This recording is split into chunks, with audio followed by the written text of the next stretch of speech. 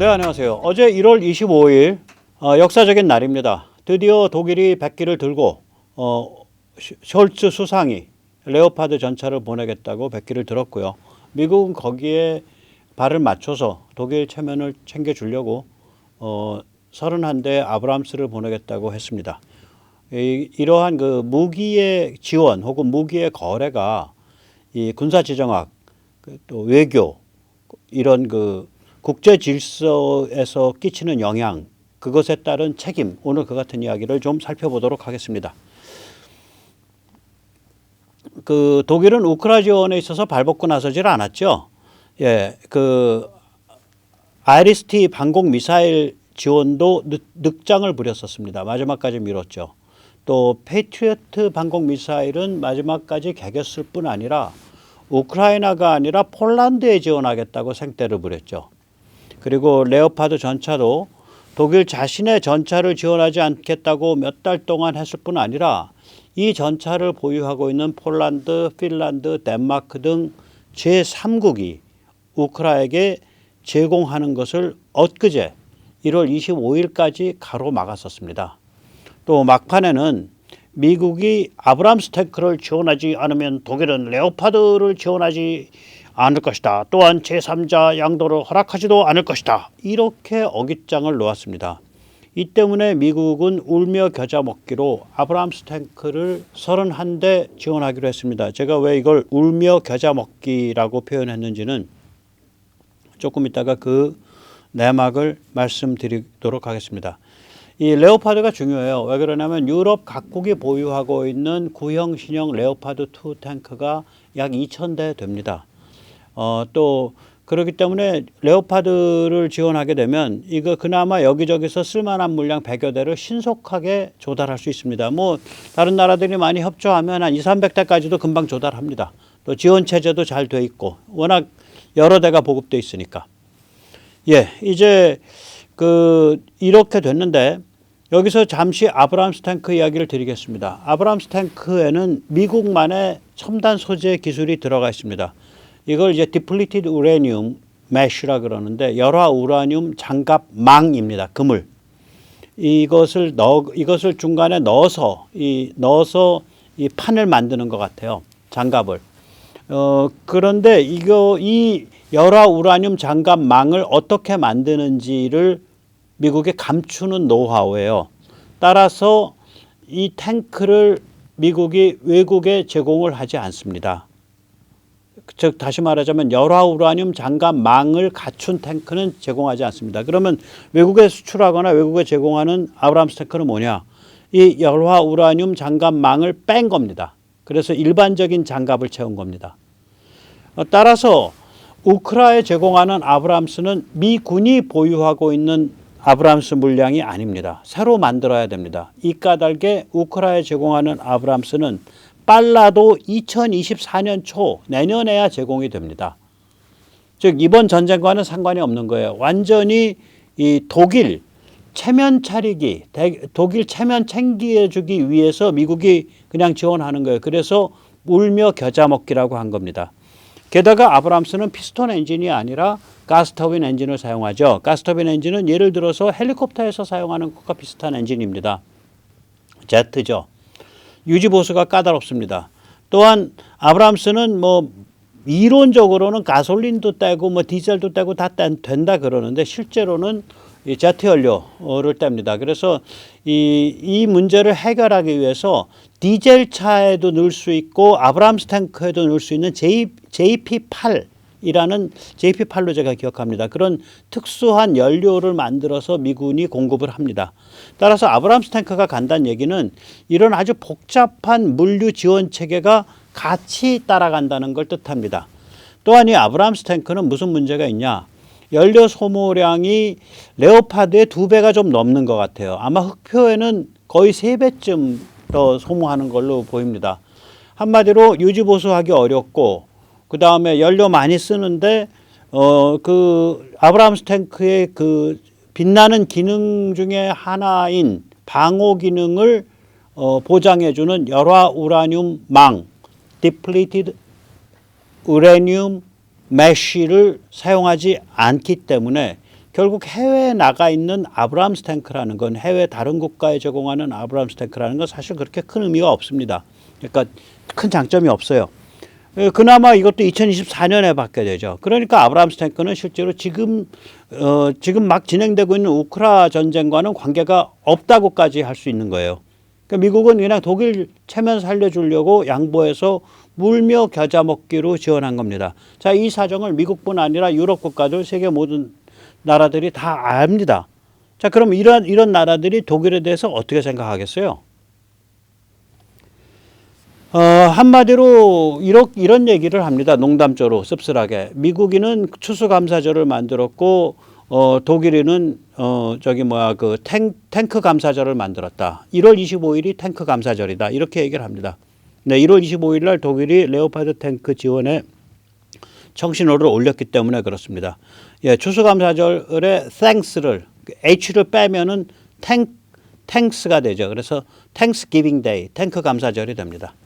이 참 그 독일에 대한 싸늘한 비판을 담은 농담이 되겠죠. 예. 자, 이래서 우리가 이게 이제 이 무기를 판다. 이것이 무슨 의미인가? 이걸 자세히 생각을 해봐야 됩니다. 자, 여기서 잠시 세뇌 탈출 잘 구독력 부탁 말씀 올리겠습니다. 아시다시피 세뇌 탈출은 광고가 잘 붙지 않습니다. 붙더라도 좀 늦게 붙거나 안 붙는 경향이 있습니다. 예, 아예 안 붙는 경향도 있고 도와주시면 보다 좋은 컨텐츠를 만드는데 커다란 힘이 되겠습니다. 여기서 잠시 이제 우크라 침공이 무엇을 의미하는지 5가지를 짚어보기로 하겠습니다. 그래야 독일이 뭘 잘못했는지가 나옵니다. 우선 우크라 침공은 1945년 샌프란시스코 컨퍼런스에 의해서 확립된 주권 국가 사이의 평등 체제에 대한 침공입니다. 샌프란시스코에서 그때 컨퍼런스가 열렸다는 말씀은 제가 여러 번 드렸고요. 그게 4월 초가 4월 말이죠. 4월 말에서 6월 하순까지 열렸는데 한 2달 열렸죠. 예, 그게 이제 샌프란시스코 UN 컨퍼런스라 그래요. 그걸 통해서 UN이 만들어졌습니다. 예, 그때 이제 식민지가 없는 세상, 그 다음에 자유항행과 자유무역이 되는 세상, 그 다음에 크고 작은 나라든 간에 주권국가에서 1국가 1표 체제, 서로 평등한 체제, 이것이 결정된 겁니다. 이게 왜 이제 러시아 침공은 그런데 이제 이것을 이 주권국가 사이의 평등 체제를 완전히 부정한 거죠. 왜냐하면 러시아는 우크라이나가 국가가 아니다. 너 국가 아니야. 이렇게 주장하니까. 너는 러시아 일부야. 이렇게 주장하니까. 즉 다시 말하자면 러시아의 그 관점은 뭘 의미하는 거냐면은 21세기 주권국가 체제가 아니라 19세기 러시아 제국 체제입니다. 너희 옛날에 우리 러시아 제국의 일부였잖아. 이겁니다. 그래서 이게 이제 굉장히 이제 말하자면 좀 좀 살벌한 거죠. 예, 이게 주권국가 사이의 평등 체제에 대한 침공이고요. 우크라 침공은 첫째가. 그다음에 두 번째는 뭐냐면 개인, 자유, 공정시장 등 서방 가치, 서방의 생활 양식에 대한 침공입니다. 우크라가 EU에 가입하겠다고 거듭 밝혀왔기 때문에 더욱더 그렇습니다. 우크라는 자기가 먹고 살려니까 유럽과 그 다음에 서방 가치, 서방 생활 양식적으로 표류를 했죠. 그쪽 방향으로 천천히 옮겨갔어요. 뭐 부정부패도 많고 문제가 많았지만 그쪽 방향으로 계속 갔단 말이에요. 특히 젊은 층들 중심으로 해서. 그 꼴을 두고 못 보는 거예요. 러시아가. 그래서 이거는 뭐냐면 서방 가치, 서방의 생활 양식에 대한 침공인데요. 이때 말씀드리는 서방 가치는 지중해라든지 유럽이라든지 미국과 같은 그런 전통적인 서방이 아니라 요즘 서방이라 그러면 한국과 일본도 들어갑니다. 타이완도 들어갑니다. 즉 자유민주주의 체제에는 다 서방이라고 요새는 불러요. 그건 한번 좀 염두에 두시기 바랍니다. 그 다음에 이제 세 번째 우크라 침공은 뭐에 대한 침공이냐? 유럽에 대한 침공이죠. 네, 유럽의 이게 이제 그 일부분인데 이 21세기의 유럽 국가들을 대상으로 무참한 군사 침공을 벌인 거예요, 러시아가. 그래서 이게 좀 문제가 심각한 거죠. 그 다음에 우크라 침공은 제가 어저께 말씀드린 것 같은데 네, NPT 핵 확산 금지 조약에 대한 침공입니다. 이 침공에 성공한다는 것은 핵을 가지면 무슨 짓을 해도 면죄부를 받는다 이런 뜻이 되기 때문에 이 침공이 성공하면 그 다음에 너도 나도 핵무장 이 풍조가 만연합니다. 저도 그때가 되면은 대한민국도 핵무장 해야지라고 주장할 겁니다. 저는 지금 대한민국 핵무장 반대하는데 자체 핵무장 그때가 되면 저도 핵무장 해야 된다고 주장할 겁니다. 그래서 이거는 이 NPT 핵 확산 금지 조약에 대한 침공이에요. 우크라 침공이. 그 다음에 이제 다섯 번째가 있습니다. 네, 다섯 번째는 뭐냐? 대만 침공 및 한반도 도발입니다. 우크라 침공이. 이게 지구 반대편인데 이걸 가져요. 왜냐? 예, 우크라 침공이 성공을 하면 중국은 대만 침공 및 한반도 도발을 감행하게 됩니다. 우크라 침공이 지금 실패하고 러시아가 거덜이 날 지경이 되니까 중국이 요새 딱 그냥 꼬리 쫙 내려가지고 사타구니 안에다가 딱 말아놓고 그냥 귀 딱 납작하게 공손하게 뒤로 제끼고서 지금 딱 미국 앞에 엎드렸잖아요. 이게 우크라 때문에 그래요. 예, 그래서 이 우크라 침공이 이렇게 다섯 가지. 하나는 주권 국가의 상호 평등성에 대한 침공이고, 그 다음에 개인 자유, 공정시장 등 그 서방의 생활 양식, 서방의 가치에 대한 침공이고, 그 다음에 세 번째 유럽에 대한 침공이고, 네 번째 NPT 핵 확산 금지 체제에 대한 침공이고, 다섯 번째 대만 침공이며 한반도 도발이다. 예, 이렇게 정리되는 거예요. 자, 이렇게 심각한 사안에 대해서 독일이 촉발시켰잖아요, 이 전쟁을. 그리고 독일이 제대로 무기를 지원을 안 한 거죠. 즉 독일이 우크라 침공을 자초했고 독일이 우크라 무기 지원을 방해했단 말이에요. 애초 독일이 러시아 사랑에 빠지지 않았더라면 저게 지금 그림이 노르트 스트림 1, 2죠. 러시아에서 끌어오는 가스관이죠. 저거 놓을 때 미국과 다른 유럽 국가들이 굉장히 많이 반대했었어요. 저렇게 독일이 러시아의 독일 자체 에너지뿐만 아니라 유럽의 에너지, 유럽에 쓰는 가스의 40~50%를 러시아 에너지에 의존시켰죠, 독일이. 그렇게 하지 않았더라면 러시아가 저렇게 간이 부어서 침공을 안 했겠죠. 우크라 침공 자초한 건 독일이에요. 러시아 사랑에 빠져서. 자, 침공이 벌어졌어, 근데. 그럼 빨리 과거를 정리하고 입장을 정리하고 최선을 다해서 우크라를 지원했어야 되는데 아까 보셨듯이 IRST는 끝까지 지원 미루다가 나사암스 지원할 때 같이 지원했고요. 페이트리어트는 우크라에 지원 안 하고 폴란드에 지원하겠다고 댕댕거리다가 이제 우크라에 아마 지원하고 있을 겁니다. 그 다음에 레오파드2 전차는 마지막까지 개기다가 1월 25일에야 그것도 미국 붙잡고 아브람스 탱크 같이 넣어야 우리도 넣는다고 그런 상대 부려가지고 마지막에야 지원했습니다. 즉 다시 말하자면 독일이 이게 이런 짓을 했기 때문에 이게 이제 국제사회에서 어떻게 보겠냐 이런 거죠. 한마디로 말하면 이제 독일 제목이 안 삽니다. 예, 멀쩡한 나라라면 그런 일을 안 하죠. 예, 왜냐면 이게 이제 독일이 레오파드 2를 이제 가로막았던 게 이게 국내에서는 뭐 언론사 다 털어서 제가 제일 먼저 얘기를 했는데 예, 제3자 양도 제한 조항을 가지고 가로막은 거거든요. 무기는 통상 제3자 양도 제한 조항이 있습니다. 네, 무기를 제가 예를 들어서 A라는 나라에 팔았는데 한국이 A라는 나라가 B라는 나라에 다시 팔고자 한다. 그러면은 한국에 허락을 맡아야 돼요. 이걸 sell on closure라 그러죠. 예, 이거를 빌미 삼아서 폴란드, 핀란드, 덴마크 등 제3국의 레오파드 전차를 우크라에 지원하는 것조차 가로막았단 말이죠. 이거는 결국 지금 보셨듯이 우크라 침공이라는 게 저게 이제 한 5가지의 그러니까 주권 국가의 상호 평등 체제에 대한 침공이고, 그 다음에 아까 이제 살펴봤듯이 우리가 그 개인 자유, 공정시장 등 서방 가치, 서방 생활 양식에 대한 침공이고, 유럽에 대한 침공이고, NPT 핵 확산 금지 체제에 대한 침공이고, 대만 침공이고, 한국 도발인데 저렇게 심각한 일이 발생했음에도 그냥 레오파드 지원까지 이렇게 수도꼭지 잠그고서 깔고 올라탔단 말이죠. 그러면 무기 판매자로서의 지켜야 될 책임과 도리를 안 다한 거 아니에요.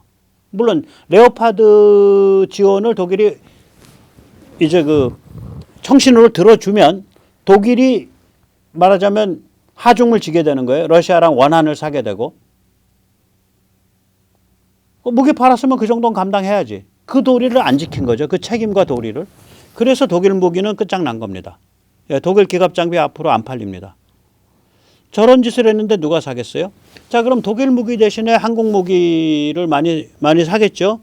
그래서 저는 독일이 강한 게 이제 장갑차, 그 다음에 전차 같은 기갑 장비인데 앞으로 한국의 K9 장갑차와 K2 그리고 그 후속 K3 전차가 앞으로 세계에서 가장 많이 팔리는 장갑차 전차가 될 거라고 전 내다봅니다. 예. 그러면은 독일의 경우에서 보듯이 무기 판매는 이제 책임이 따른단 말이에요. 팔아도 되는 곳에만 팔아야 돼요. 만약에 사우디의 빈살만이 매우 위험한 지정학적 게임 혹은 석유가스 게임을 펼치고 있다. 사우디에 웬만한 무기는 팔아도 되지만 치명적 무기 팔면 안 되겠죠. 그 다음에 또 우리가 일본의 무기를 팔았는데 일본이 이를 대만에 지원한다. 우리 동의해 줄 거냐 말 거냐. 책임의 문제잖아. 아, 우리 중국 무서워요. 우리 중국이라고 원수지기 싫어요. 우리 동의 못해요. 동의 못해요. 아니, 지금 대만에 침공하게 당했는데 그걸 동의 안 해줘? 독일이랑 우리가 뭐가 다르냐 말이에요. 그럴 때. 즉 무기를 팔면은 좋은 점은 외교적, 군사지정학적 파워가 굉장히 강해져요. 제가 말씀드렸잖아요. 그 윤석열 대통령 UAE에 가서 UAE의 주적은 이란입니다. 그런데 이란은 북한과 아주 민감한 그 군사정보, 군사기술을 짬짬이 하는 사이예요. 예, 우리는 또한 UAE와 혈맹입니다. 그러니까 우리가 UAE를 돕는다는 건 북한을 견제하는 효과가 있죠. 이런 얘기를 한국말로 우리 장병한테 그냥 태연하게 한다. 그 바다 건너가 바로 이란인데, 그 정도 배짱은 있어야 돼요. 그거 가지고 국익을 어겼습니다. 매국행입니다. 뭐 이따우 무슨 놈의 무기를 팔고 있는데 세계 지금 올해 까딱하면 3위 이렇게 무기 파는데 그 정도 배짱도 없이 무기를 왜 파냐고. 다 걷어채워야지.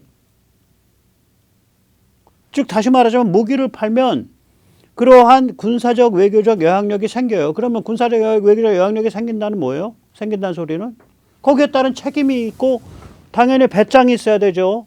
일본에 팔았어? 일본이 대만에 다시 팔겠대. 오케이, 사인. 중국이 뭐라 그래? 그 일본에 팔았는데 일본이 넘겨주는 거 우리 보고 어떡하란 소리야? 하고 중국한테 들이받을 수 있어야 돼요. 그래서 이에 대한 고민을 하고 국민 여론이 성숙돼야 됩니다. 우리가 열강이 되는 거예요. 지금 열강이 돼 가고 있는 거예요. 미들 파워. 굉장히 강력한 열강이 돼 가고 있어요. 한국 정도의 파워를 가진 유럽 국가가 없어요, 이제. 경제력도 그랬는데 이제 소프트 파워, 경제력이 떴고 그 다음에 소프트 파워 같이 떴잖아요. 그 다음에 이제 밀리터리 파워, 무기와 군사력까지 떴단 말이에요. 이거 살벌한 나라예요. 여기가 지금 미국이랑 맞짱을 뜨겠다라는 중국이 있고 그 다음에 한때 미국을 대체할 거라고 쑥덕거렸던 일본이 있으니까 우리가 좀 약해 보이지. 이거 무시무시한 데라고요, 여기 지금. 그래서 우리가 이제 좀 대담하게 생각을 하고 이러한 무기 판매에 수반되는 그 배짱, 책임, 지능 이것에 대해서 고민을 해야 돼요. 특히 저렇게 거의 중국 간첩, 북한 간첩 같은 그런 자들이 국회를 채우고 있고 그런 정치 가지고는 무기 장사 많이 못 합니다. 해서 안 돼요. 뒤를 감당을 못 해. 지금 독일 꼴나요. 국민 여론이 그런 정치인들의 물들고 그런 정치인들과 같이 움직이는 MBC 까라 이런 것들에 의해서 물들어 있어. 무기 팔면 안 됩니다. 팔고 나서 감당 안 돼요. 예. 흔히 문재인이 무기 수출에 적극 열을 올렸다고 말하는데 만약 앞으로 제2의 문재인이 대통령이 되는 그런 상황이 와? 그래서 치명적 무기를 베네수엘라, 이란, 쿠바에 팔어? 어떻게 해요? 무기를 이 정도로 판다는 얘기는 앞으로 우리가 한국 정치, 한국 언론, 한국 여론, 한국 담론, 한국 지식 세계를 정상화시킬 수 있어야 돼요. 그러지 않으면 독일보다 더 추악한 꼴을 우리가 내보이게 됩니다. 독일 욕을 하면서도 우리 저렇게 되면 안 되는데 이런 걱정이 드는 거죠. 또 들어야 됩니다. 예. 그래서 이 독일의 폭망을 보면서 마냥 좋아할 수만은 없습니다. 이제 독일 장갑차, 독일 탱크는 끝났습니다. 이제 한국의 K9 자주포와 K2 탱크가 압도적 경쟁력을 가지게 됐습니다. 미제 아브람스 탱크는 앞서 말씀드린 대로 열화 우라늄 장갑망을 빼고서 수출하기 때문에 가격, 성능, 운영 유지에서 한국 탱크에 밀립니다. 또 무기를 팔면 팔수록 근데 우리는 엄청난 외교적 군사적 영향력을 가진 열강, 파워가 됩니다. 미들 파워가 됩니다. 그런데 이 미들 파워로서 열강으로서의 지능과 전략과 배짱을 갖출 수 있을까요? 열강으로서의 막중한 책임을 감당할 수 있을까요? 일본에 무기 팔아놓고 일본이 대만에 제공한다 그럴 때 오케이 사인 놔줄 수 있을까요? 예, 그런 것을 국내 담론, 국내 언론, 국내 정치권, 국내 여론이 받쳐줄까요? 깊게 고민해 봐야 될 문제입니다. 그래서 독일 무기의 폭망을 보면서 야, 이제 한국 무기 싹쓸이했다 이렇게 댕댕거리며 좋아하시더라도 그 다음에 다음번 고민을 또 시작해야 됩니다. 네, 감사합니다.